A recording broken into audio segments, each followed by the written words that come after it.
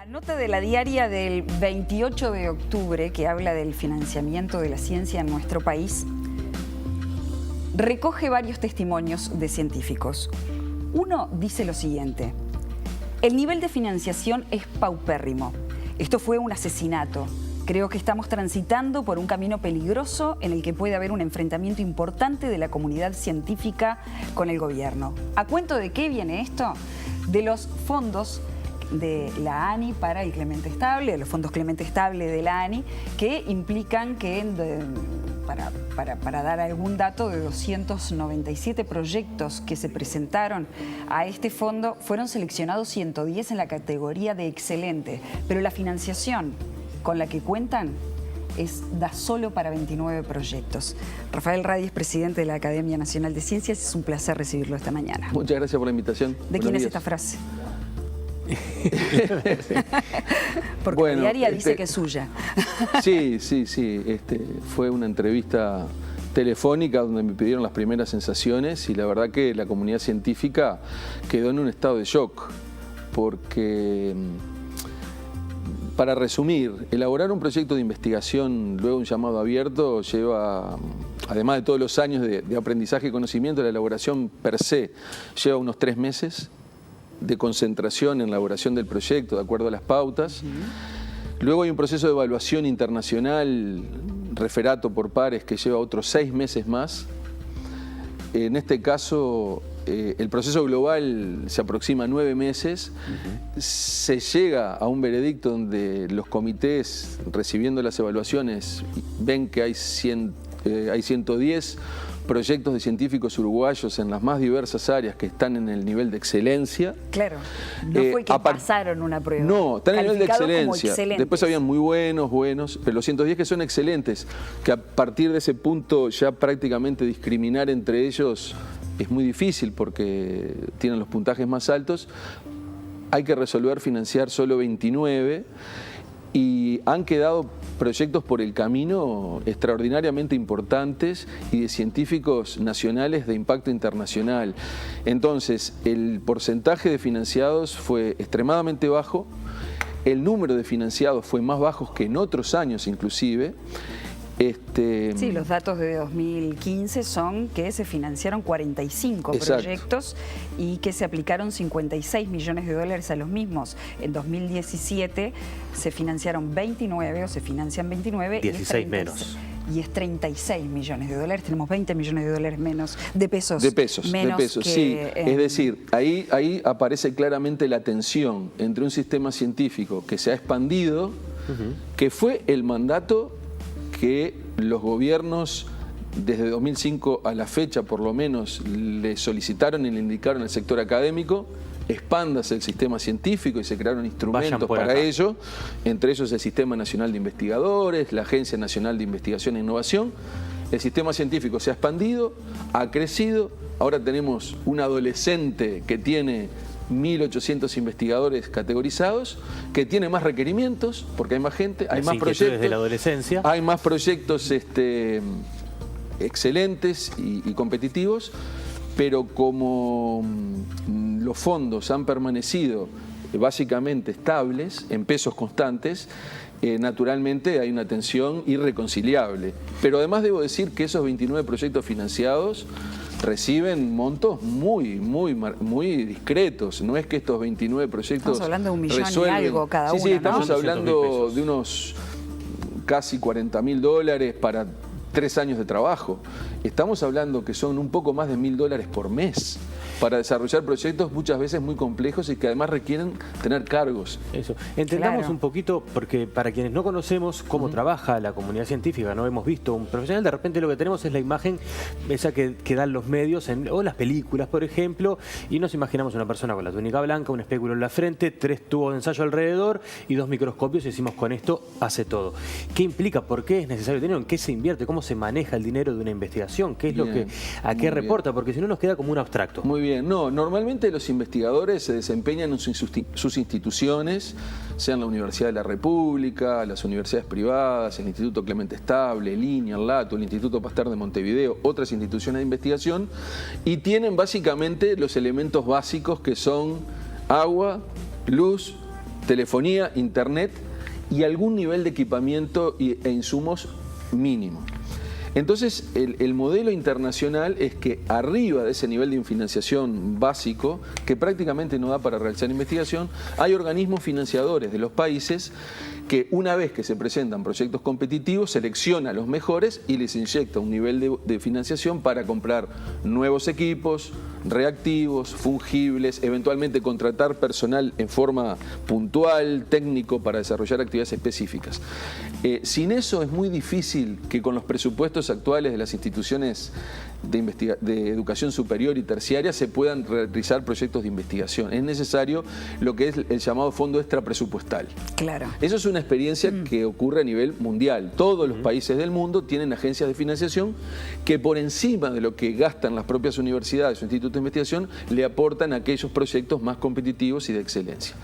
Entonces, básicamente lo que se hace con ese dinero es, se compran insumos, se compran reactivos, es decir, reactivos químicos, en el caso nuestro, en el caso mío que tiene que ver con la medicina, la bioquímica, se compran pipetas, tubos de ensayo, columnas para equipos de separación, lámparas de espectrofotómetros, es decir, lo que uno necesita para poder desarrollar un proyecto de 3 años y obtener resultados que tengan a nivel internacional un aporte, porque también tenemos que pensar que lo que se hace en Uruguay, en definitiva, está en un contexto de una ciencia mundial globalizada. Claro. Entonces, esos proyectos excelentes son proyectos que han convencido a los revisores que harán aportes originales no existentes en otra parte del planeta Tierra. Proyectos además que en caso de que generen ese conocimiento, generan otro tipo de conocimientos eventualmente en el proceso hasta llegar ahí. Entonces, como que esto podría ampliarse mucho más. Sin duda. En cuanto ahí al capital. hay, en el camino del desarrollo de un proyecto de investigación, más allá del producto final que se obtenga y su posible aplicación, claro, y el aporte a lo que se llama el conocimiento universal. Porque ¿por qué el Uruguay no puede aportar a través de sus científicos a la creación de conocimiento universal? De hecho, es lo que estamos haciendo los científicos uruguayos. Claro. Y en ese camino, para completar, se forma gente. El desarrollo de un proyecto científico de excelencia incluye estudiantes de maestría y de doctorado que aprenden de primera mano qué es hacer ciencia original y de impacto internacional. Entonces está el producto del proyecto per se en lo que es el conocimiento y lo es la formación de recursos humanos y el impacto que tiene sobre la institución en el mejoramiento de las capacidades. Claro, ahora, doctor, este fondo Clemente Estable de la ANI era para científicos consolidados. Sí. Es decir, ya estamos hablando de gente que tiene una amplia experiencia y toda una trayectoria, un backup en el asunto, que resulta como muy doloroso entender que de 110 proyectos, 81 hayan quedado fuera. Sí. ¿Qué pasa con el nivel de frustración que se genera en la academia? Porque, ¿qué pasa con ese científico? ¿Se queda en Uruguay esperando una nueva apertura para ver si puede conseguir fondos? ¿Emigra?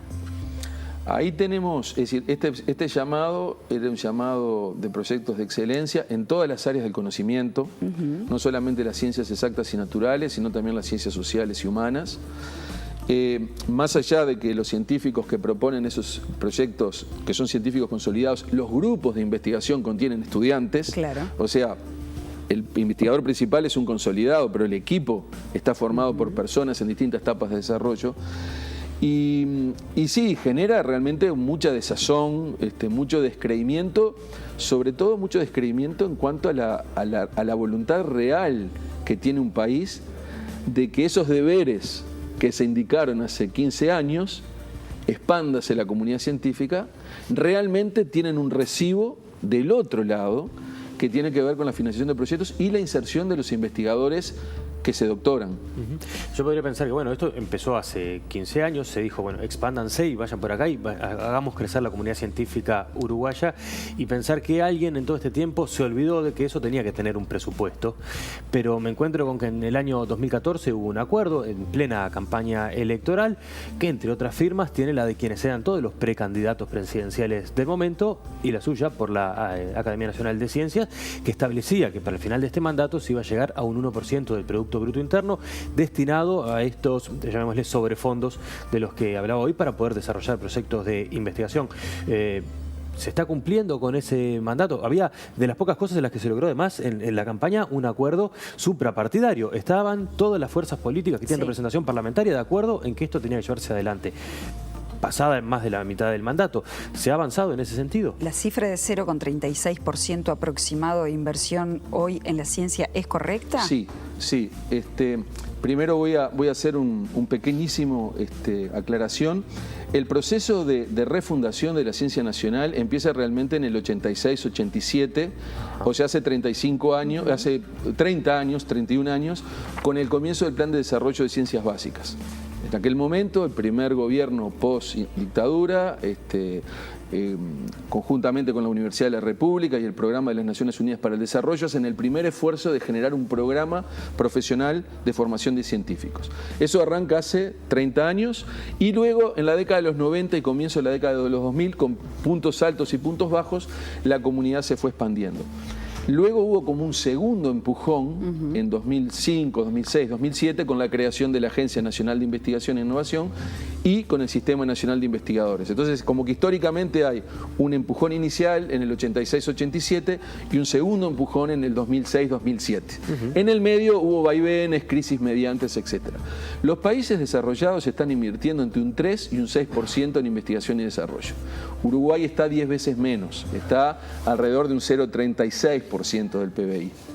Lo que se había acordado en ese documento que usted indica era un incremento gradual en el periodo que fuera del 0,36, 0,37 hasta el 1%, claro, con un incremento anual de alrededor de un 0,1.